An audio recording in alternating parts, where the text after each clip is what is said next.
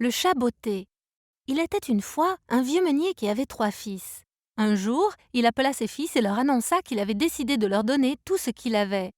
Le meunier laissa son moulin à son fils aîné, son âne à son deuxième fils, et à son fils cadet, il donna son chat. Le fils cadet grommela en s'éloignant. « Mes frères ont eu des choses précieuses, et je n'ai eu que ce chat inutile. »« Oh, maître, ronronna le chat, je ne suis pas inutile. Donnez-moi juste un sac et une paire de bottes, et vous allez bientôt voir comment je peux être utile. » Le fils pensa que c'était du gaspillage d'argent, mais pourtant il accepta de donner au chat ce qu'il demandait. Le chat enfila les bottes, prit le sac et se rendit dans les bois.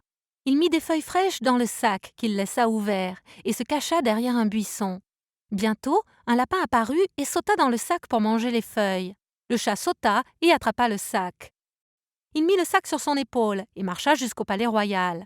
Le chat s'inclina devant le roi et dit « Votre Majesté, je vous apporte un cadeau de mon maître, le marquis de Carabas. » Le roi fut très content. Chaque jour, pendant toute une semaine, le chat attrapa quelque chose et l'amena au roi. Chaque fois, il s'inclina et dit « Un cadeau du marquis de Carabas, Votre Majesté. » Le roi était ravi.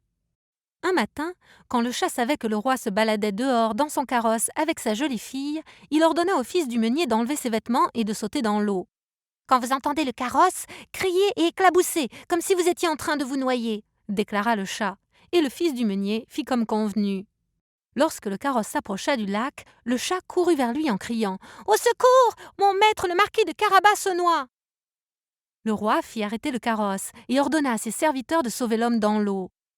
Lorsque le fils du meunier fut en toute sécurité sur la rive, enveloppé dans un manteau, le chat dit « Votre Majesté, des voleurs ont pris les vêtements du marquis de Carabas. » Le roi envoya immédiatement ses serviteurs au palais pour amener de splendides nouveaux vêtements. Le fils du meunier s'habilla et il était très beau. La princesse était impressionnée. « Vous devez monter dans mon carrosse, » dit le roi. « Nous allons vous conduire chez vous. » Alors que le fils du meunier s'installait sur la banquette, le chat courut en avant. Le chat annonça à tous les fermiers sur la route « Le roi va bientôt passer. Quand il demande à qui appartient cette terre, merci de dire qu'elle appartient au marquis de Carabas. » Les fermiers acceptèrent. Lorsque le carrosse arriva près des champs, le roi demanda « À qui appartient cette terre ?» Les fermiers répondirent comme le chat avait demandé « Au marquis de Carabas !» Le roi fut très impressionné. Le chat courut jusqu'à ce qu'il atteigne un château magnifique. Un ogre magique y habitait. Le chat poussa la porte et entra. « Que voulez-vous » grogna l'ogre. Le chat ronronna. « Oh, on m'a dit que vous pouviez vous transformer en n'importe quel animal, mais je ne le crois pas. » En un instant, l'ogre se transforma en un lion énorme et rugit. « Rah ! Maintenant, me croyez-vous » Le chat dit calmement. « C'est très impressionnant, mais je parie que vous ne pouvez pas vous transformer en quelque chose de vraiment petit, comme une souris. » Alors, l'ogre se transforma en une souris, et le chat sauta vite dessus et l'avala, juste comme la voiture du roi arrivait à la porte du château.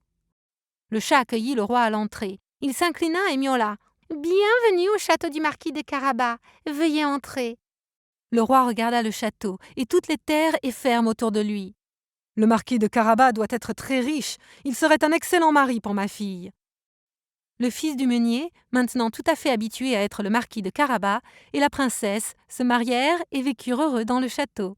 Quant au chat, il vécut avec eux dans le château et n'eut plus jamais à chasser une souris.